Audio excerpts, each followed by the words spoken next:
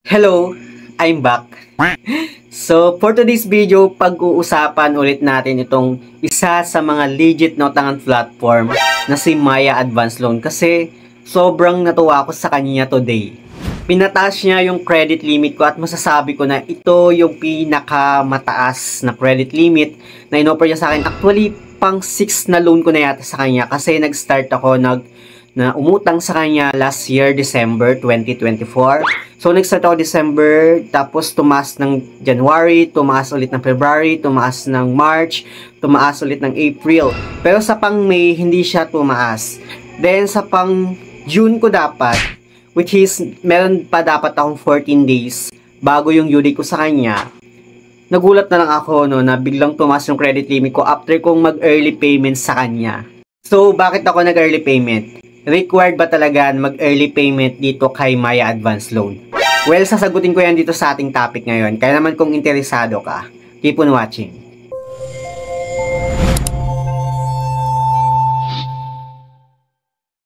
Hello guys, it's Ciel Mariano and welcome back to my YouTube channel. At kung hindi ka pa nakakapag-subscribe sa aking channel, please subscribe dahil palagi akong nag-share ng mga experience ko, mga reviews about nga sa mga utangan platform. So ayun nga, pag-uusapan nga natin itong si Maya Advance Loan na kanina lang nag-early payment ako sa kanya kahit alam ko na 14 days pa before yung due date ko sa kanya. So bakit ako nag-early payment at hindi ko man lang tinapos yung pinaka-due date niya? Ganito kasi yan, mga fast few days meron akong napapansin dito kay Maya Business. Every time na in-open ko yung kanyang application, merong nagpa-pop up na ganito. Ayan, ganyan. Ilalagay ko lang dyan sa my screen. And ako naman, hindi ko siya pinapansin, ini-ignore ko lang siya. Kasi akala ko, yun yung bagong update ni Maya Business. Kahapon, chinek ko yung loan ko dito kay Maya Business at meron pa siyang 15 days before yung due date ko sa kanya. And today, 14 days na lang sana siya ngayon. Pero kaninang umaga, meron akong na-receive na text mula kay Maya Agent ni Maya Business na ganyan. Ganyan yung text niya. But then, hindi ko siya pinansin, in-ignore ko lang siya kasi akala ko wala lang. And mostly kasi kapag once na pinataas ni Maya Business yung credit limit ko, hindi ganyan yung text niya. Pero dito nag-aalanganin ako na what if baka tumaas nga talaga yung credit limit ko sa kanya. Pero parang nagahati yung opinion ko. May baka hindi tumaas at meron din baka nga tumaas. So dito talagang nag-aalanganin ako. Inopen ko yung application ko kay Maya Business. May nagpa-pop up pa rin na tumaas nga yung credit limit ko kasi mostly kapag once na nag-open ako dati walang ganun eh.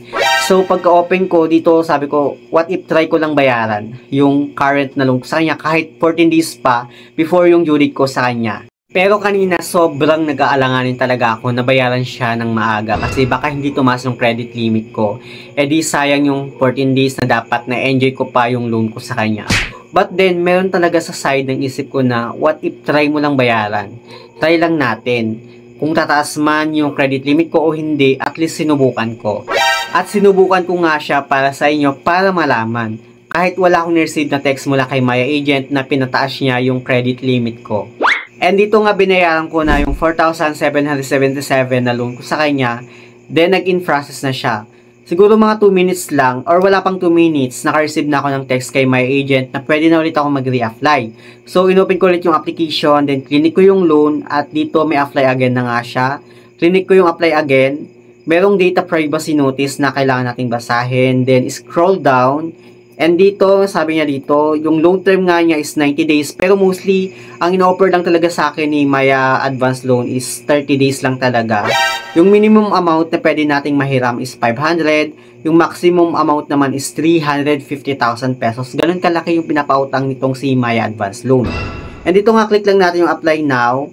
At meron siyang question kung saan natin gagamitin yung pera. It's either operational fund, startup fund, remittance fund, personal loan, or others. So, for me, personal loan yung ginamit ko guys, or yung pinindot ko. And then after nun, nagulat na lang ako na from 4,500 na credit limit, naging 6,800 na yung in-offer sa akin itong si Maya Advance Loan. So, ang laki ng tinaas ng credit limit ko sa kanya. Actually, last month, nag-early payment din ako sa kanya, hindi tumaas yung credit limit ko. 4,500 yung pinaka-last, tapos 4,500 pa din yung nag-early payment ako. And dito nga, tumaas na yung credit limit ko kahit wala akong na-receive na text mula kay my agent na pinataas niya yung credit limit ko. Actually, halos inunahan niya na nga si G-Loan ko tsaka si Tala na halos 2 years ko na ginagamit si Tala. Eto, last year lang ako nagkaroon ng offer dito kay Maya Advance Loan. Tapos, ganito na agad kalaki yung credit limit na yung offer sa akin. While kay Tala, every 2 months, 500 lang yung tinataas ng credit limit ko. Ganun siya kadamot. Even si GCash, na every 6 months, 500 lang din yung tinataas ng credit limit ko. Pero dito kay Maya Advance Loan, grabe yung tinataas ng credit limit ko sa kanya every 30 days. Anyway, dito sa kanyang loan details, yung loan amount nga is 6,800 yung offer sa akin. Yung service fee niya is 442 pesos. So, ganun lang kalit guys yung service fee niya in just 30 days. Kasi yung indicative effective interest rate niya is 6.56% lang. Yung repayment amount or yung total na babayaran ko sa kanya is 7,242 pesos lang in just 30 days. Other details naman niya, yung net loan proceeds or yung loan amount lang na ma-receive ko is 6,795.81 pesos kasi meron siyang documentary stamp tax na 4.19 pesos lang. Ganun lang guys kaliit yung kaltas niya, unlike kay J-Loan ni GCash na 2.5 na nga lang yung offer sa akin, tapos yung kaltas niya or yung service fee niya 3%, which is 75 pesos yung kinaltas dun sa 2.5 na nahiram ko. Pero dito guys no, sa 6,800 na pinapahiram sa akin itong si Maya Advance Loan, 4 pesos lang yung kaltas niya. And yung loan term guys 30 days. Tapos ito sa repayment details niya, meron siyang 15 pesos na repayment amount per transactions. Itong 15 pesos na to guys, no, every month, every time na meron kang transactions like nagbebenta ka ng load, every benta mo ng load, nakakaltasan ka ng 15 pesos. At yung 15 pesos naman na yon, nababawas naman siya doon sa loan mo. So dito, ginrab ko nga yung offer niya sa akin at pumasok naman agad siya sa Maya wallet ko. So yun lang naman yung update ko dito kay Maya Advance Loan, na kahit wala akong na-receive na text na pinataas niya yung credit limit ko, tumaas talaga, sobrang nakakatuwa lang. Siguro talaga yung text niya na yun, ito, talagang signal na siguro yan na tumaas yung credit limit mo kasi parang pahiwatig niya na nga siya. And even yung pag-open ko ng application ko na nagpapakita nga ito, it means tumaas talaga yung credit limit mo. Which is hindi ko talaga siya pinansin before kasi akala ko wala lang siya or eme-eme lang. Pero alam nyo din ba na kahit meron akong bad credit history, na-offeran pa rin ako ng loan dito kay Maya Business. And meron akong video about dito nga, ilalagay ko lang dyan sa my screen. Ayan yung video ko sa mga gusto or nagnanais na makapag-loan dito kay Maya Business. Meron akong ginawang video about dito kung paano tayo magkaroon ng offer sa kanya. Panoorin nyo lang or ilalagay ko lang dyan sa my description box or sa my comment section yung link ng video na ginawa ko nga kung paano ako nagkaroon ng offer dito kay Maya Business. Overall, sobrang okay talaga nitong si Maya Business kasi sobrang baba ng interest niya, like 6.56% lang. Tapos 30 days yung kanyang repayment term, hindi siya pang 7 days. And alam naman natin na legit talaga itong si Maya Business kasi under po siya ni Maya Philippines Incorporation. So for me, recommended talagang utangan itong si Maya Business. Pero guys, hindi po ako promoter or hindi po ako endorser nitong si Maya Business. Ito ay based on my personal experience lang na gusto ko lang din i-share sa inyo.